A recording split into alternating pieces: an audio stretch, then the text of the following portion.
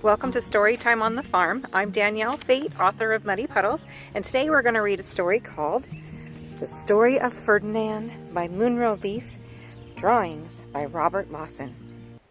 Now, I received some messages from my friends, my little preschool friends, say hi Lucy, hi River, that they want to see my face as well as the storybook. So Trey, my son, is going to be our cameraman. Hi. Say hi. Hi. He's going to be our cameraman today, and we're going to try to get it so you can see me. And he's in first grade. Oh yeah, and he wants me to tell you that he's in first grade.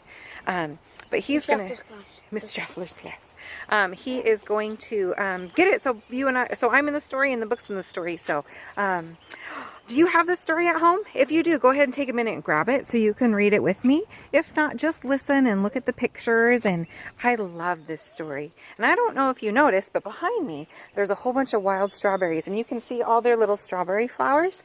And I love it because I think it's a perfect setting for the story, because you'll see the flowers play an important role here in the story. So if you know what it is, don't tell us yet.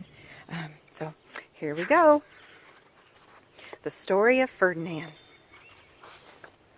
Can you see it? It says, once upon a time in Spain, there was a little bull, and his name was Ferdinand. All the other little bulls he lived with would run and jump and butt their heads together. But not Ferdinand. The wind's blowing. He liked to just sit quietly and smell the flowers. Hi, everybody. He had a favorite spot out in the pasture under a cork tree. It was his favorite tree, and he would sit in the shade all day and smell the flowers. Sometimes his mother, who was a cow, would worry about him. She was afraid he would be lonesome all by himself. "Why don't you run and play with the other little bulls and skip and butt your head?" she would say, but Ferdinand would shake his head. "I like it better here where I can sit just quietly and smell the flowers." His mother saw that he was not lonesome, and because she was an understanding mother, even though she was a cow, she let him just sit there and be happy. As the years went by, Ferdinand grew and grew until he was very big and strong. All the other bulls who had grown up with him in the same pasture would fight each other all day. They would butt each other and stick each other with their horns. What they wanted most of all, was to be picked to fight at the bullfights in Madrid. But not Ferdinand. He still liked to sit just quietly under the cork tree and smell the flowers. Can you see him under here? Look how happy he looks. One day, 5 men came in very funny hats to pick the biggest, fastest, roughest bull to fight in the bullfights in Madrid.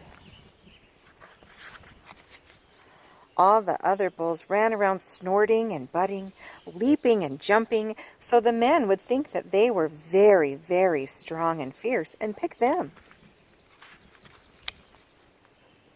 Ferdinand knew that they wouldn't pick him, so he didn't care. He went out to his favorite cork tree to sit down. He didn't look where he was sitting, and instead of sitting on the nice cool grass in the shade, he sat on a bumblebee. Well, if you were a bumblebee and a bull sat on you, what would you do?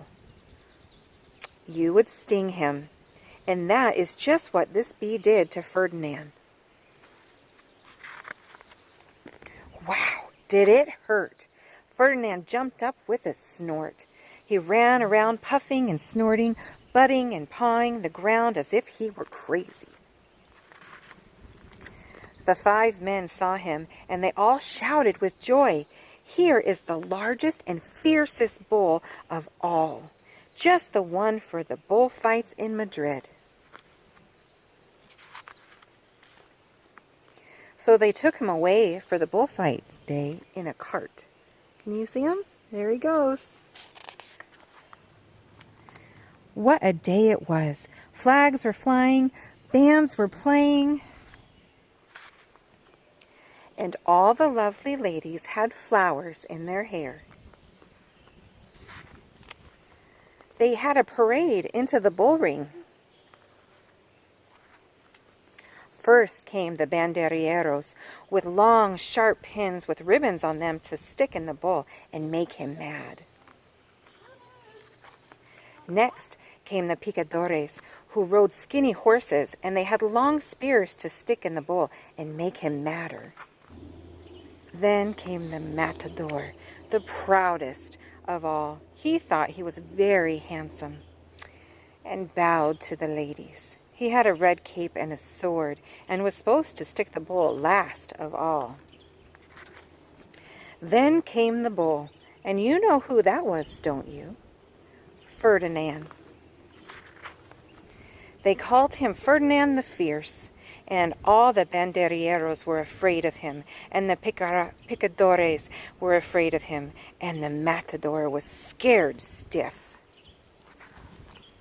Ferdinand ran to the middle of the ring, and everyone shouted and clapped because they thought he was going to fight fiercely and butt and snort and stick his horns around. But not Ferdinand. When he got to the middle of the ring, he saw the flowers and all the lovely ladies' hair, and he just sat down quietly and smelled. He wouldn't fight and be fierce no matter what they did. He just sat and smelled, and the banderilleros were mad, and the picadores were madder, and the matador was so mad he cried because he couldn't show off his cape and sword. So they had to take Ferdinand home.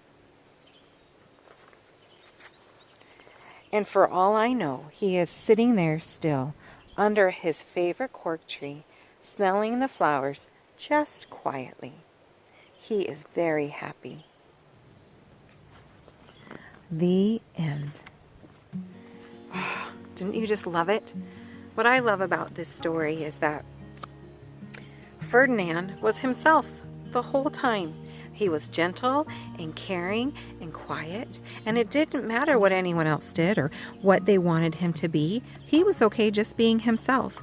And that's a life lesson I think that we need to learn and that we need to take with us, is that we are okay and great and wonderful just the way we are. And we don't have to act like anyone else because we're special and we can be ourselves. So I loved this story today, and I hope you did too. So join us next week for Storytime.